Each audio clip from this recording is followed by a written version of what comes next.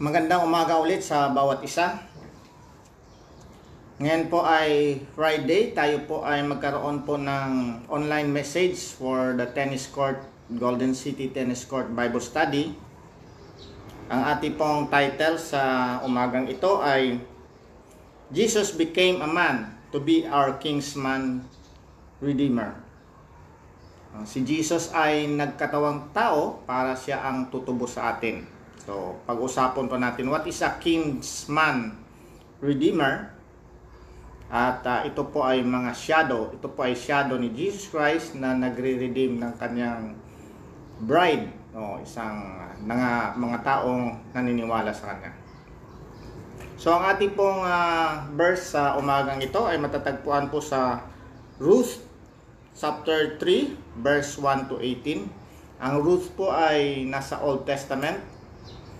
Pagkatapos po yan ng Judges, nandoon yung Pentateuch, tapos Joshua, yung 5 books of the Bible, tapos yung Joshua, Judges, and Ruth.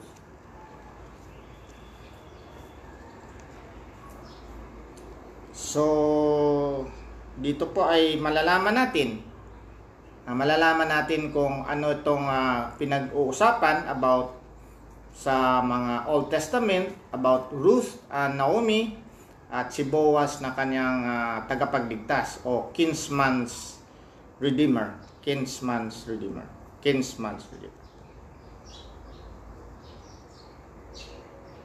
So, ulitin ko po, ang title po sa ating pag-uusapan ngayon ay Jesus became a man to be our kinsman redeemer. Ruth chapter 3 verse 1 to 18. Dito po pag-uusapan natin ang shadow na kwento po sa Old Testament about our redeemer. So kasi minsan ang karamihan sa Old Testament, hindi lang minsan, karamihan sa Old Testament ay yun yung shadow about Jesus Christ, which is our redeemer. Shadows about the New Testament. So, habang nag-aantay tayo, pwede natin basahin itong ating verses sa Ruth chapter 3, 1 to 18. Pwede natin basahin sa Tagalog, pwede natin basahin sa English din. So, basahin ko muna sa Tagalog.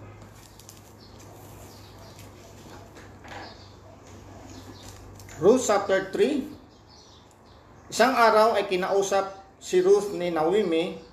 Sabi niya, "Anak, kailangang ihanap kita ng magiging asawa upang magkaroon ka ng sariling tahanan. Natatandaan mong sinabi ko sa iyo noon sa kamag-anak nating si Boaz, mga manggagawa niya ang makasama mo sa bukid. Ngayon makinig kang mabuti. Magpapag-iik siya ng sibada mamayang gabi. Kaya't maligo ka, magpabango ka at magbihis ng pinakamainam mong damit. Pagkatapos magtungo ka sa giikan. Ngunit huwag mong ipamalay na naroon ka hanggang sa makakain at makainom si Boaz. Tingnan mo kung saan siya matutulog. Dumapit ka, iangat mo ang takip ng kanyang paa at mahiga ka sa may paanan niya. Sasabihin niya sa iyo ang mararapat mong gawin." Tumugon si Ruth, "Gagawin ko pong lahat ang inyong sinabi." Nagpunta na nga si Ruth sa giikan upang isagawa ang lahat ng sinabi ng kanyang biyanan. Matapos kumain at uminom ay naging masaya si Boaz. Maya-maya'y nahiga siya at natulog sa tabi ng bunton ng sibada.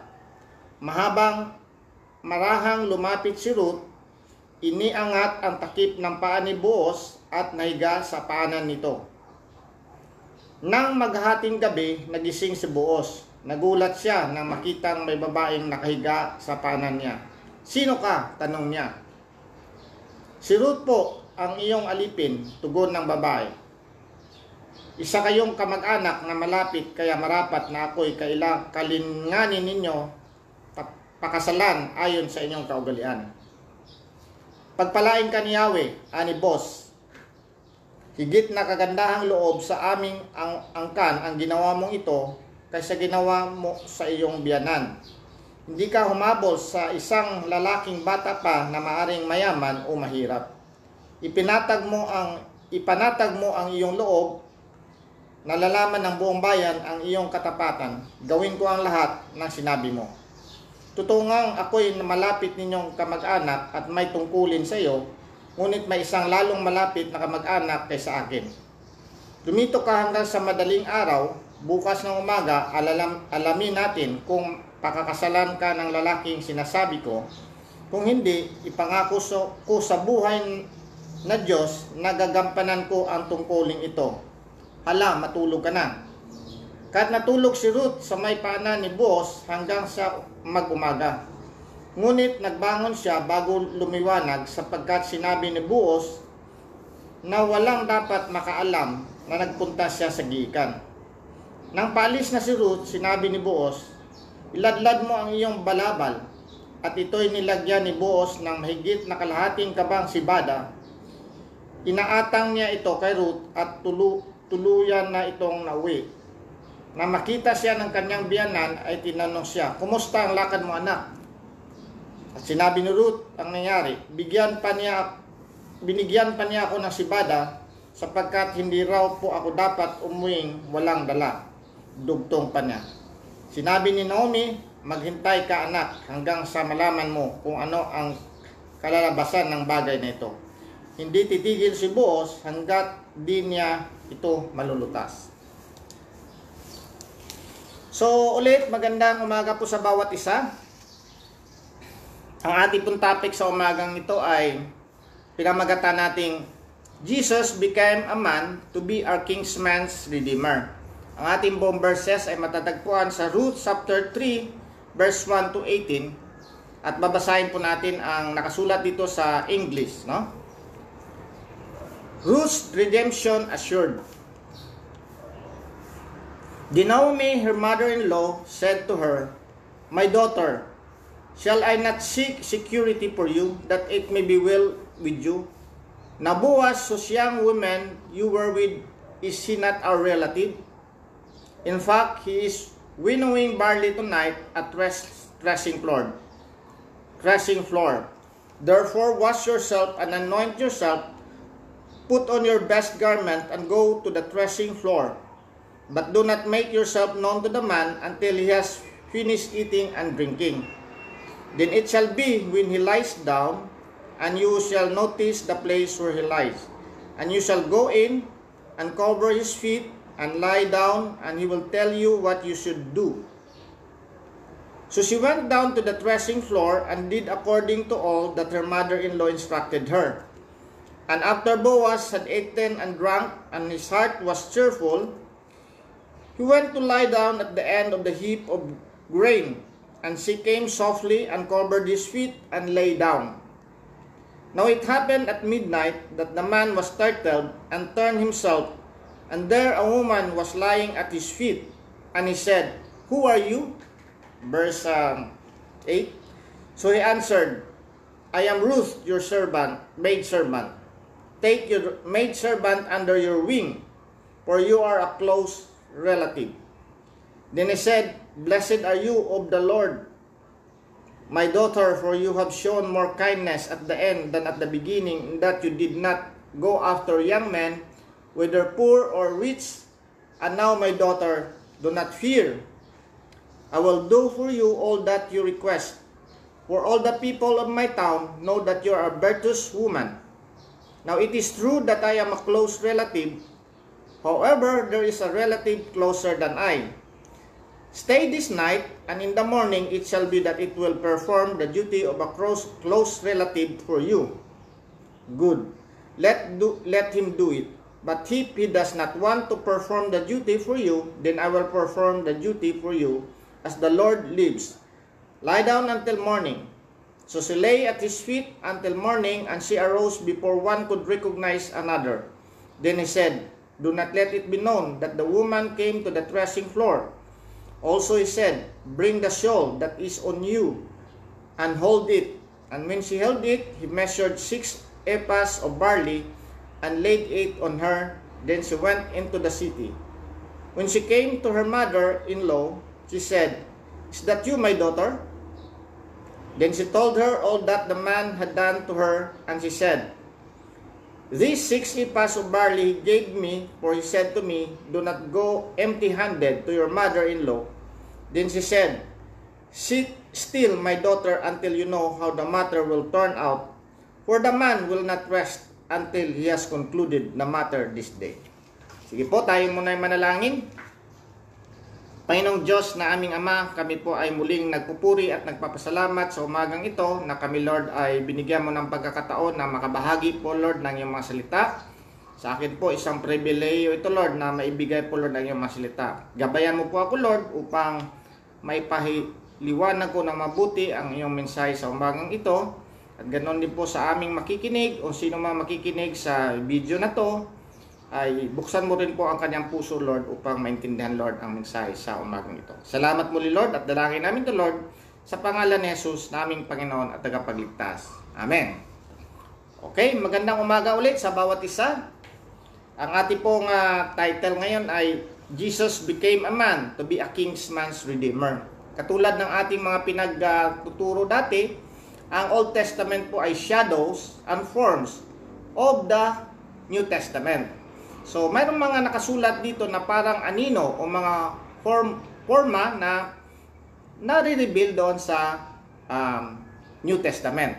Ang isa nun sa piniliwanag ko last week ay yung paano naging sacrifice, no? Yung sacrifice si Abraham at saka si Isaac na sinacrifice ni Abraham. Ganon din po ang ginawa ng Panginoon, si Jesus Christ, na isinacrifice ng God for our sins. Ngayon po ay bibigyan din natin ng pansin itong isang katuruan na si Jesus Christ are our kinsman's redeemer.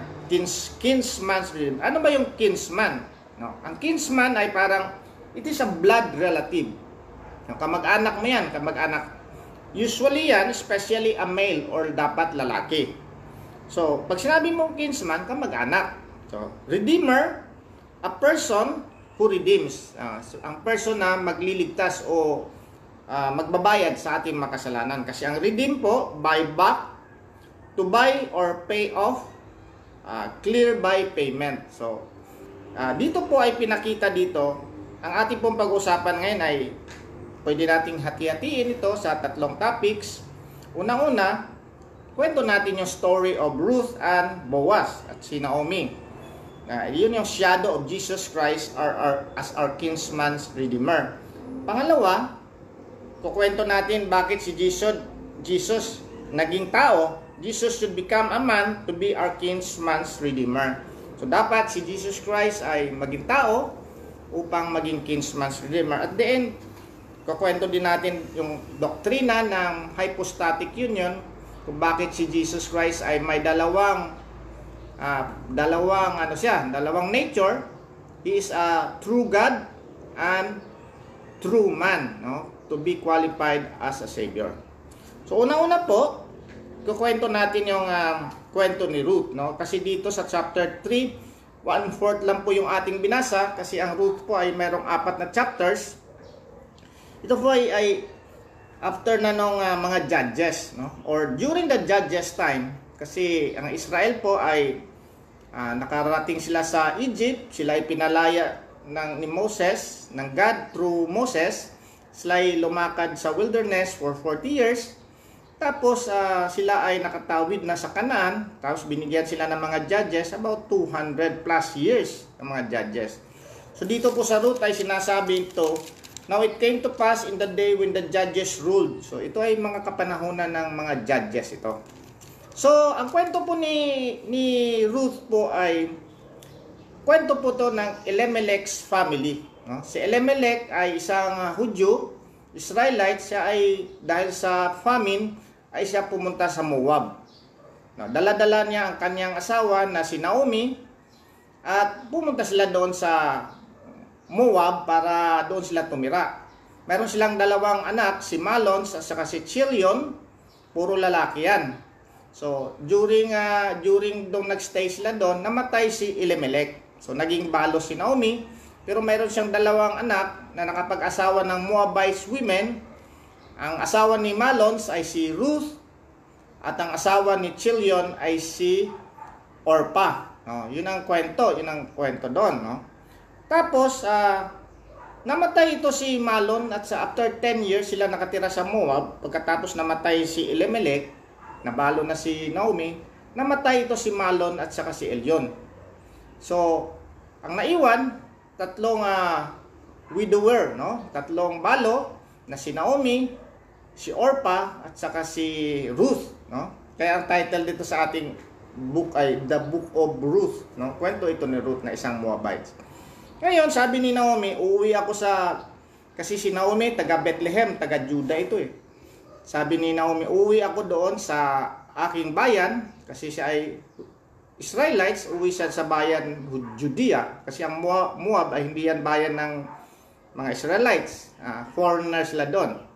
So umuwi sila, sabi niya sa dalawang daughters-in-law niya, ikaw Orpah at ikaw Ruth ay pwede na kayong bumalik sa inyong nanay at doon na kayo kasi wala na, matanda na ako. Sa ating kaugalian, hindi naman mahintay na ako ay manganganak pa kasi matanda na ako.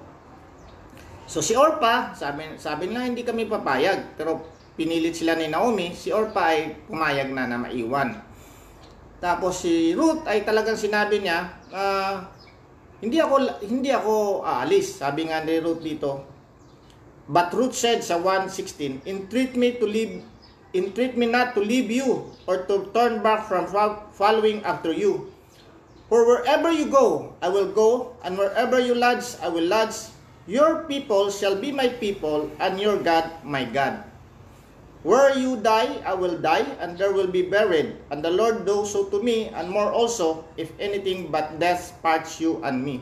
So, sabi ni Naomi, ay hindi ko mapipilit ito, pinayagan niya. So, bumalik sila sa Bethlehem, sa Judea. Nung sa Judea, ay parang sinabi na, ito ba yun? Bumalik na sila kasi sinabi ni Ruth, ni Naomi na mukhang na-bless na yung Judea at Bethlehem ay natapos na yung famine. Pagdating nila doon, mayroon silang kamag-anak, no? Ang pangalan ng kamag-anak ni Elimelech, kasi sa kanila ay mga lalaki to. Ang pangalan ng relative ni Elimelech ay si Boaz. So tandaan nyo, si Ruth, si Naomi at saka si Boaz. Ngayon ito si Boaz ay mayaman ito. So marami nagpapaani ng trigo, barley, etc. So sa kanilang kapanahonan, ang widower ay pwedeng mag-glean. Glean, ibig sabihin, pwede siyang manguha ng mga natatapon doon sa harvest time. Kasi inaalaw talaga yan na kanilang batas na may mga huhulog doon. Pwedeng kunin ng mga widows at saka mga orphans, no? So, yan po ay si Ruth ay pinayagan ni Naomi na magpunta doon sa field upang mag-glean, no? Pagkuha ng mga natatapon. So napansin siya ngayon ni Boaz, tinanong niya, sino yung babae na yan? Sabi na, iyan ay Moabites, kamag-anak niya ni Elimelech. At ni Naomi na bumalik dito. Sabi niya, sige, pabayaan mo siyang manguha ng mga nahuhulog na mga parts ng mga barley. At the same time, sadyain niyo talagang may malalaglag upang siya makakuha. At sabi niya, pwede pang uminom nga si Ruth doon sa tubig. At tinawag na si Ruth na pwede kang kumain dito, kung nauhaw ka, pwede kang uminom doon sa tubigan namin. At huwag kang nang pumunta sa ibang mga fields or mga farm. Dito ka na lang palagi mag-glean o mangunguha. At sumama ka dyan sa mga aking mga maid servant para hindi ka na mahirapan. So in short, pinayagan ni Boaz na manguha si Ruth ng mga gleans or mga nalalaglag na mga parts ng harvest. Ngayon ito sa aking binasa, kinausap ni Ruth ngayon kinausap ni Naomi ngayon si Ruth na sabi na kailangan mo maghanap ng asawa kasi sabi niya kailangan na ka nang makapag-asawa kasi yun ang security mo. Mayroon tayong kamag-anak, ang tawag na yun pinuntahan mo si Boaz, kamag-anak natin yan, relative natin yan. So sabi niya dito, therefore wash yourself and anoint yourself, put on your best garment and go down to the threshing floor. but do not make yourself known to the man until he has finished eating and drinking. Then it shall be that when he lies down, that you shall notice the place where he lies, and you shall go in, uncover his feet, and lie down, and he will tell you what you should do. So dito po ay parang magkaroon ng harvest time, siguro nag-overtime kasi kailangan siguro matapos yung threshing ng mga barley. Dapat nandoon si Boaz at natutulog sila sa field.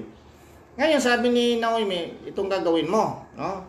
Maligo ka, maglagay ka ng mga perfume, tapos magdamit ka, tapos ang gagawin mo, you shall go in and uncover his feet and lie down, and he will tell you what you should do. So ang inisip natin dito para kung sexual, medyo masama, pero ang connotation nito sa spiritual, hindi ito masama kasi ang ano dito, parang magpapa-under ka sa kanyang cover, kanyang symbolism dito, yung parang blanket or yung nakatakip sa kanyang feet ay tanggalin mo at ikaw ay pumasok doon.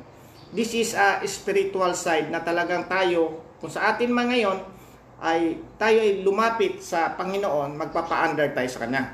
No? At magpa-under tayo sa kanyang parang blanket or wing.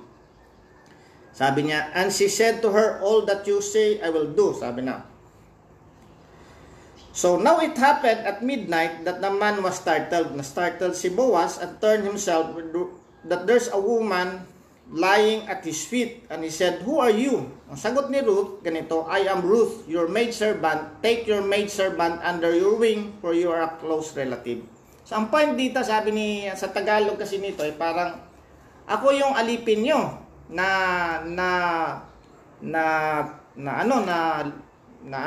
enslaved na wala na kaming kakayahan. You're our close relative. You're our close relative. Kaya, i-redeem mo ako.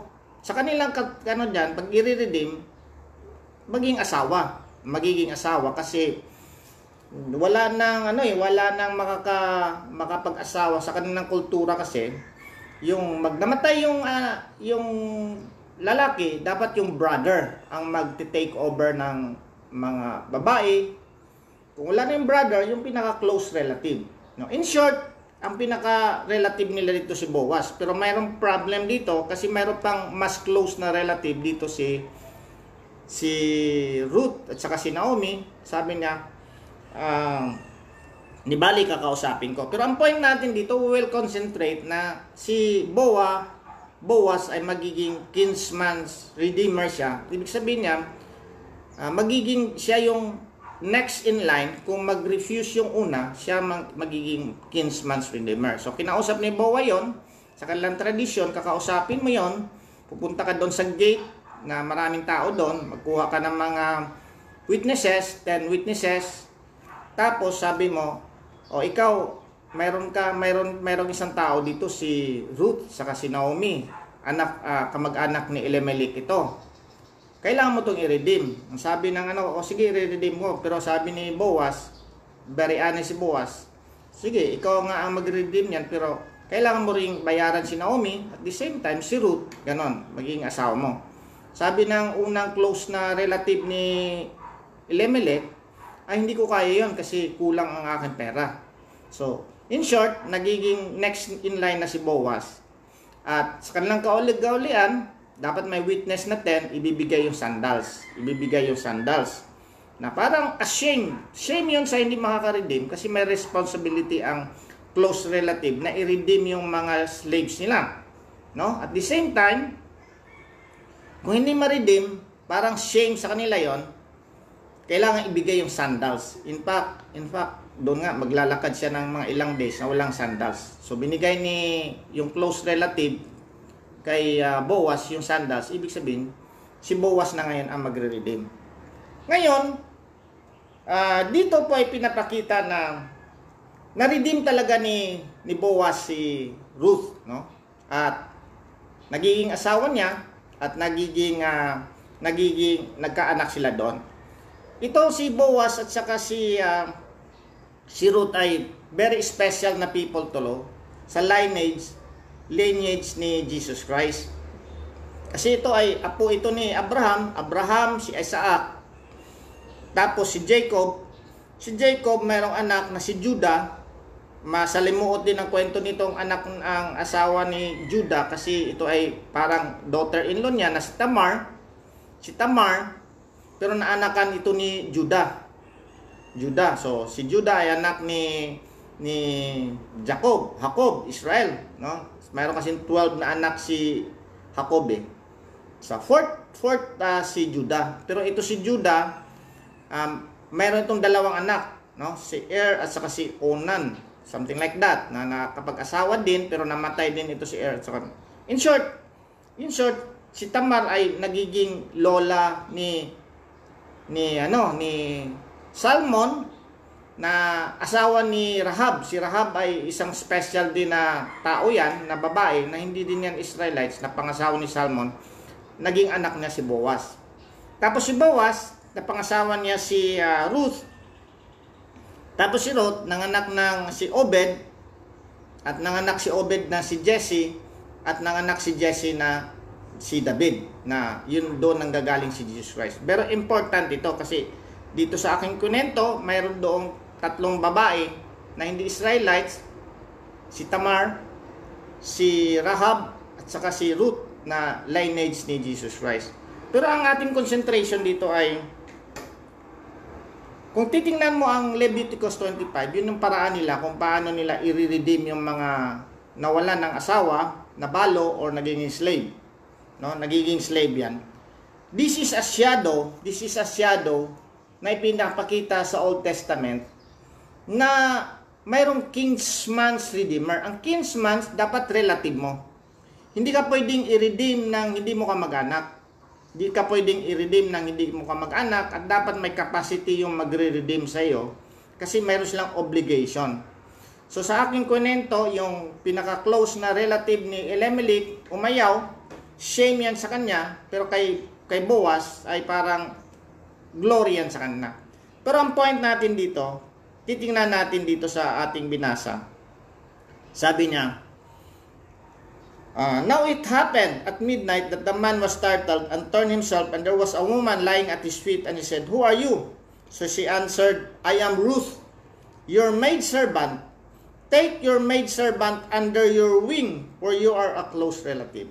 So ang shadow dito ay itong walang capacity na isang alipin, na nawala na talaga naalipin na ng kanyang sitwasyon, wala na siyang kakayahan, wala silang asawa, wala siyang pumunta siya kay Boaz. Sabi niya, "I am Ruth, your servant. Take myself under your wing." No? So ang symbolism dito, nagpapasakop si Ruth, pero sa kanilang tradisyon maging asawa. Bakit ko po kunento ito? Kasi para natin malaman na ang ating doctrine, or ang doctrine ng Bible, na Jesus Christ is a true man, should be imposed in our doctrine, kasi He cannot be a redeemer, He cannot be a kinsman's redeemer unless He will become a man. Kasi hindi natin maging kamag-anak si Jesus Christ kung hindi siya maging man. So yun ang point ko dito, bakit ko kunento itong kinsman's redeemer na to, na si Boaz, si Naomi, at saka si Elimelech, si Ruth, na talagang ni-redeem ni Boaz. So sa ating pangalawang situation po, the doctrine natin na a redeemer should be a complete one, he should be a true God and a true man. No? This should be a complete one, a true God and a true man. Kaya nga, we should not abandon our doctrine on the deity of Jesus Christ, that Jesus Christ is a true God. He is truly God. At the same time, He is a true man. No? Kasi kung hindi siya maging true man, hindi siya magiging redeemer. So, unang-una po, Jesus should become a man to be our kinsman's redeemer. Anong mga purpose nito? Kasi siya yung groom natin, at tayo yung bride. Yung mga church is the bride, tayo yung asawa ng isang groom, no? Kasi ang plano po, si Jesus Christ ang groom ng mga ibinigay ng God the Father, which is the bride. So kung titingnan natin na bakit po natin i-emphasize ito, kasi this time this time we will focus on the humanity of Jesus Christ. But because this is also very critical, the deity of Jesus Christ is very critical, no? Ang pagka-Diyos ni Jesus Christ ay very critical, hindi natin i-abandon yan, very critical dan. But the same side, the humanity of Jesus Christ is also very critical sa ating doctrine. Kaya nga dapat nating malaman ito. So, papakita natin kung bakit kung ano yung mga verses na nagpapatuto na si Jesus Christ ay nagiging tao. Kasi sa ecumenical church, although we also agree with the creed or the ecumenical na pinag-uusapan beforehand, na mayroon pong mga ecumenical council na mga nag-uusap na mga scholars, mga bishops nung kapanahonan nila.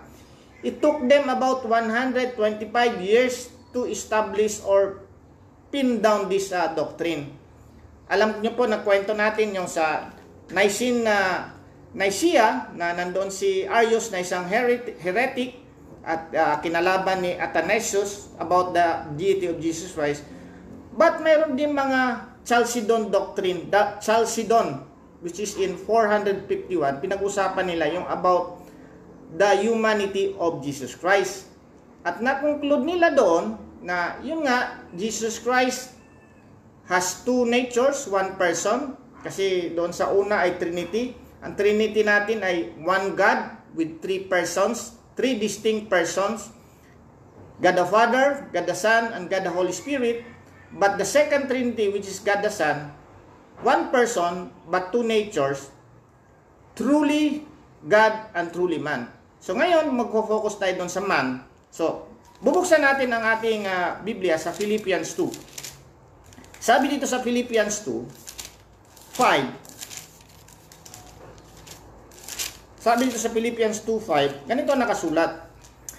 Let this mind be in you which was also in Christ Jesus. Verse 6, who being in the form of God did not consider it robbery to be equal with God, but made himself of no reputation, taking the form of a bondservant, katulad ng kay Naomi, katulad ng naging tao siya, and coming in the likeness of men. And being found in appearance as a man, he humbled himself and became obedient to the point of death, even the death of the cross. No? So dito po ay pinakita sa 6 na si Jesus Christ, who being in the form of God siya, did not consider it robbery to be equal with God. Hindi niya parang yung kanyang pagka-God na prerogative niya to use the power of God, but parang iniwan niya yan. Not the divinity of Jesus Christ. Hindi niya iniwan ang kanyang pagka-Diyos, but ang kanyang kapangyarihan or kanyang prerogative to use all the power of God. Yun ang kanyang iniwan. But made himself of no reputation, taking the form of a bondservant and coming in the likeness of men.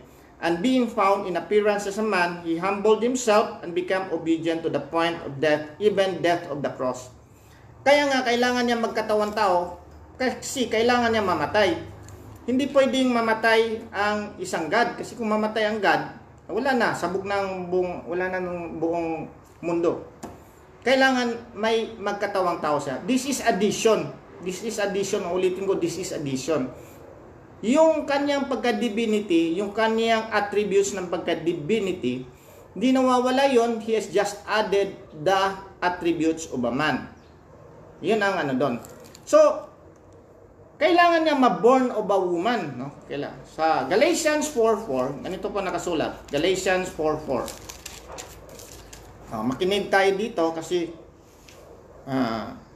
Galatians 4:4. But when the fullness of time.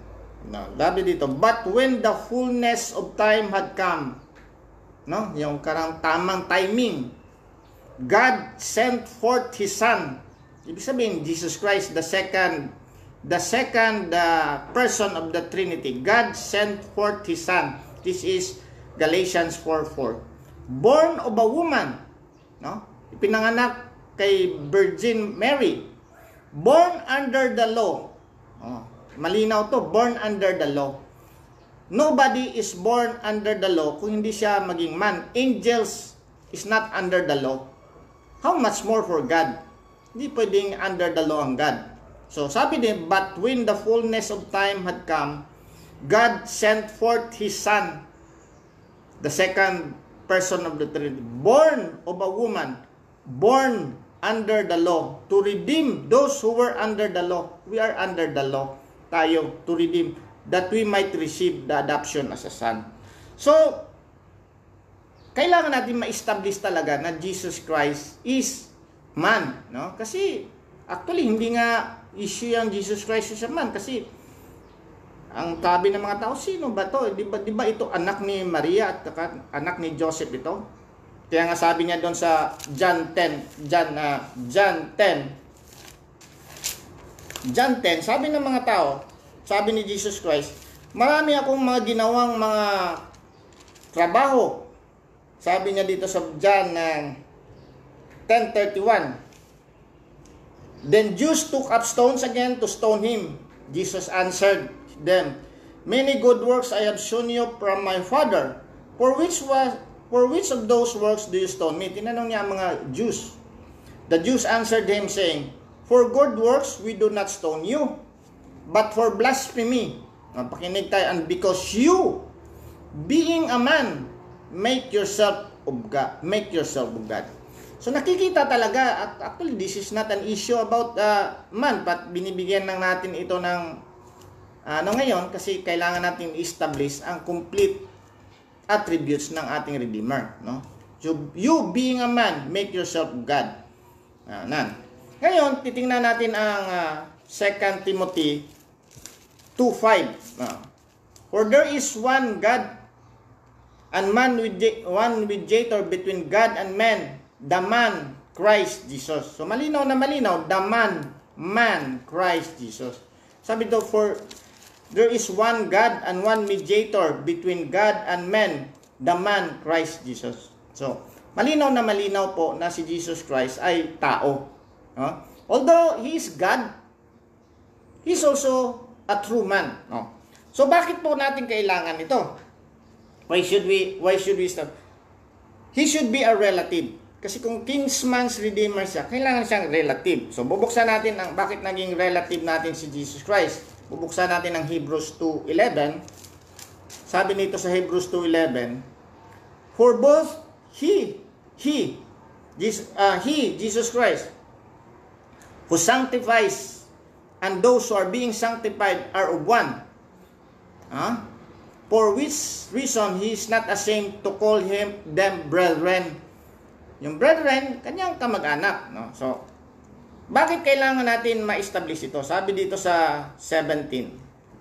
Sabi dito, kasi dapat nating maging biblical na tayo na si Jesus Christ as man. Therefore, 2:17. Therefore, in all things, He had to be made like His brethren.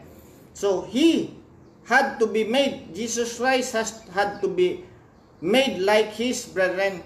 Parang katulad natin.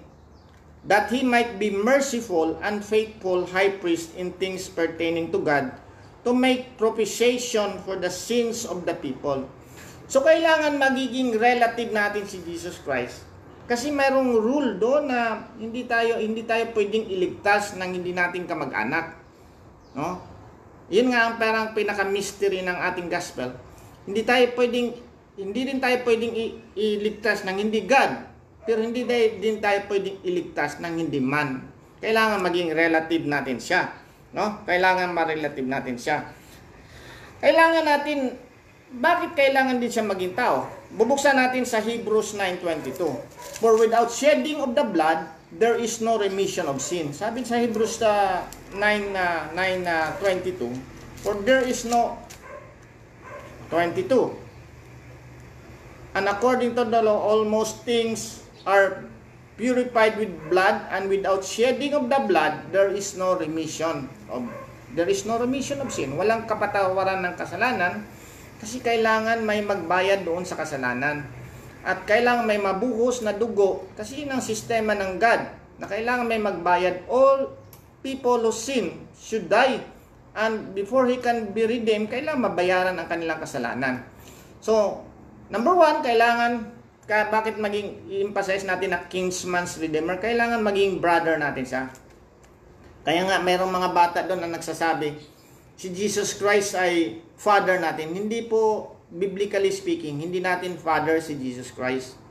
Si Jesus Christ ay brother natin. Ang ating father ay God the Father. So, God the Father is our father. Jesus Christ is our brother.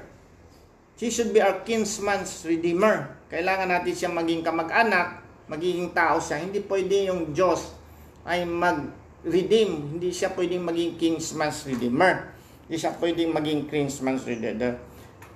Kailangan din siya magiging sympathetic sa atin. So, katulad na aking binasa kanina sa Hebrews, dadagdagan ko pa sa Hebrews 4:15. Sabi dito, for we do not have a high priest. Si Jesus Christ ito, kasi alam po natin, nagiging high priest siya to sacrifice to God doon sa throne of God and using His own blood. Siya rin yung sacrifice. Sabi niya dito, for we do not have a high priest who cannot sympathize with our weaknesses, but was in all points tempted as we are, yet without sin. So si Jesus Christ, ang ating high priest, He is like us, our weakness, yes? What is in all points tempted as we are. Kaya nga si Jesus Christ, He can sympathize to us. Kaya nga yung tinuro natin yung eminent na although God is transcendent, nandun siya sa taas, kaya niya i-control lahat yan, pero mayroon siyang point na kaya niya yung ilang billion ba tayo? 7.8 billion? Kaya niyang i-personalize yung bawat isa dyan. Kaya nga yung technical terms, parang personal savior. Bakit personal savior? God, Lord and Savior. Bakit ginapin natin yung personal Lord and Savior? Hindi ba si Jesus Christ ay talagang nandun sa, ang God ay nandun sa taas, nagmamanage siya, hindi siya pwede. Mayroon ding attribute ang God or mayroong characteristic ang God na eminence or He is eminent. No? Eminent, kaya niyang pumasok sa ating mga puso't isipan. Kaya nga, He can sympathize with our, kung anong nararamdaman natin. Kung anong nararamdaman natin, He can sympathize with it. Jesus Christ became man. Hindi siya parang nandun lang siya sa taas or God lang siya tapos pumasok lang siya sa isang tao. Hindi yan, kasi dapat siya talaga ay man. Mararamdaman niya yung nararamdaman natin. Mararamdaman niya yung nararamdaman. Marami pong mga heresy dito. Mayroong adoptionism na si Jesus Christ ay tao lamang pero pinromote siya ng God.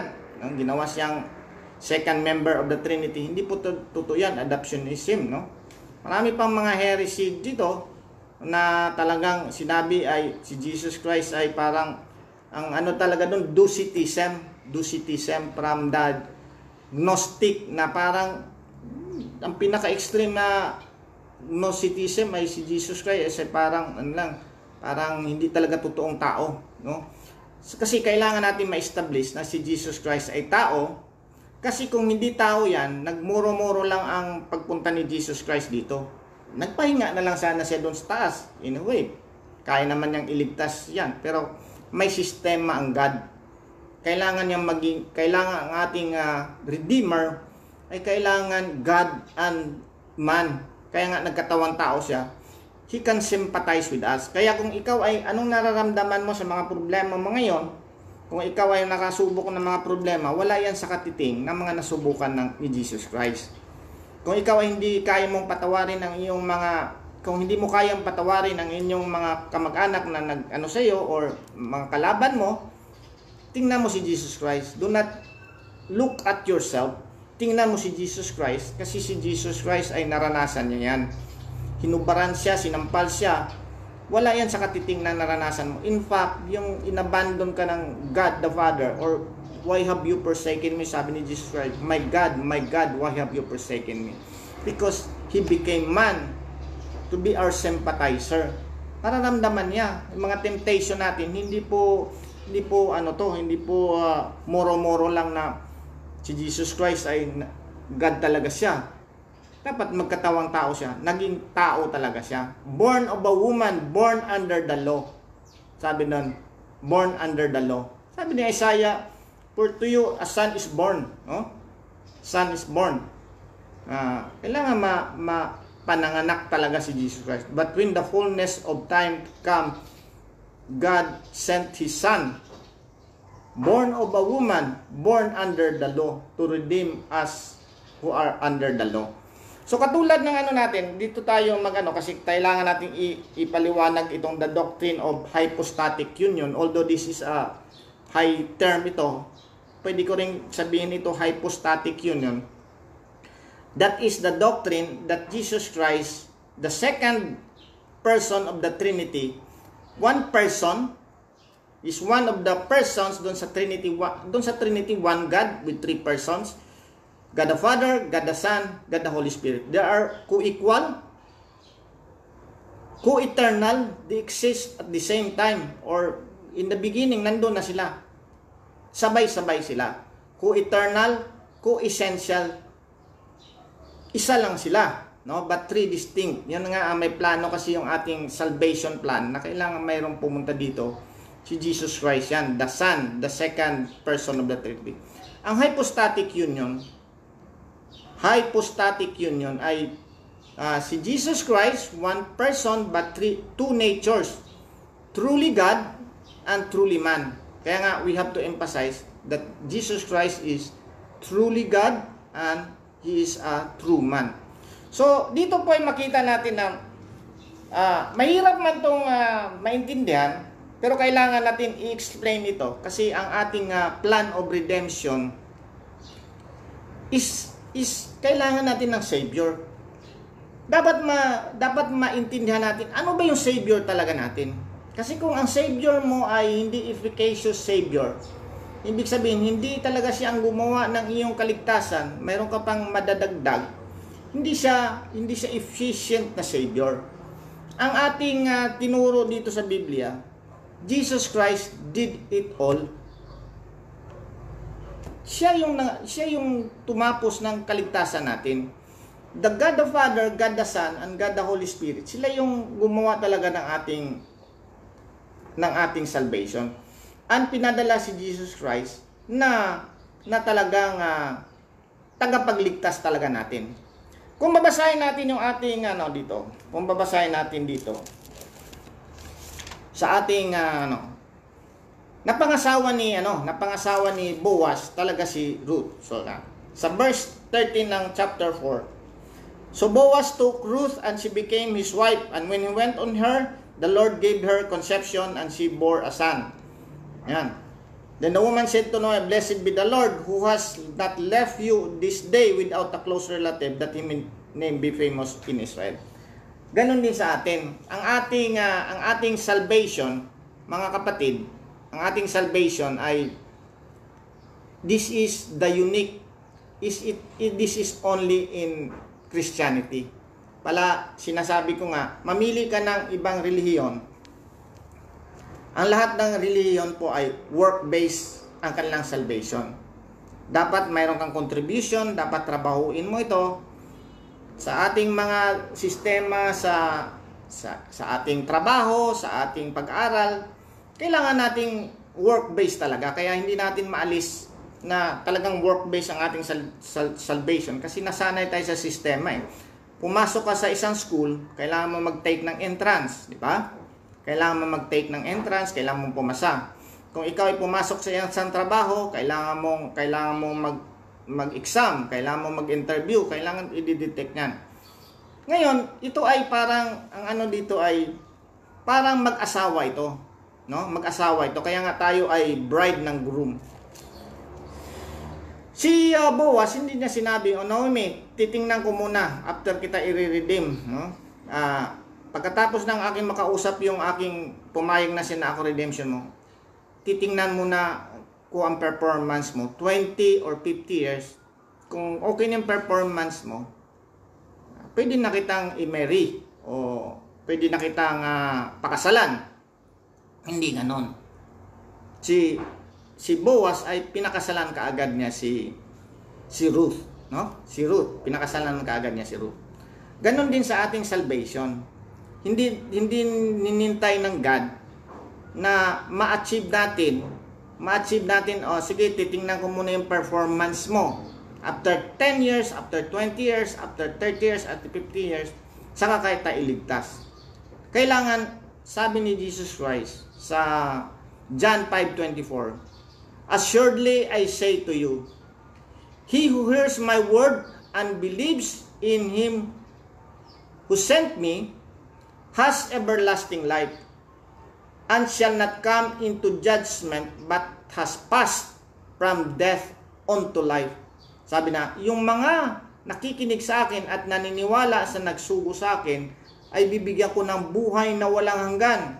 Hindi na sila pupunta doon sa judgment, but has passed, nakapasa na, past tense, from death unto life. Ganon din sa atin. Once we believe on Jesus Christ, the moment we believe on Jesus Christ, tinanggap niya na tayo. Sabi nga, but those, sabi sa 1:12, but those who receive Him, He gave them the right to become children of God, to those who believe, who were born not of the blood, not of the will of the flesh, not of the will of the man, but of God. That is John 1:12. Hindi sa ating born not of the blood, not of the will of the flesh, not of the will of the man, but of the will of God. Niligtas agad tayo. Imagine mo yung magnanakaw doon sa tabi ni Jesus Christ. Sabi na, today you will be with me in paradise. That is the kinsman's redeemer. Bilang pagtatapos po, katulad na aking sinabi kanina, mamili ka ng anong relihiyon, those religions are all work-based ang kanilang salvation. Only Christianity is a grace system ang Christianity. Those who believe in Him shall be saved. Sabi nga, kailangan tayong maniwala kay Jesus Christ.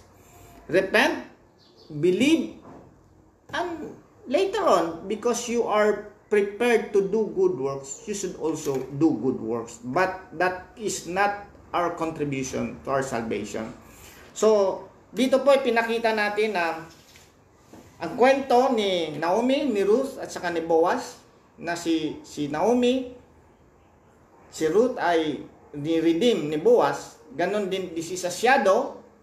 Jesus Christ should become a man to be our kinsman's redeemer. Kaya nga nagiging brother natin siya. Sa 2:11 ng Hebrews.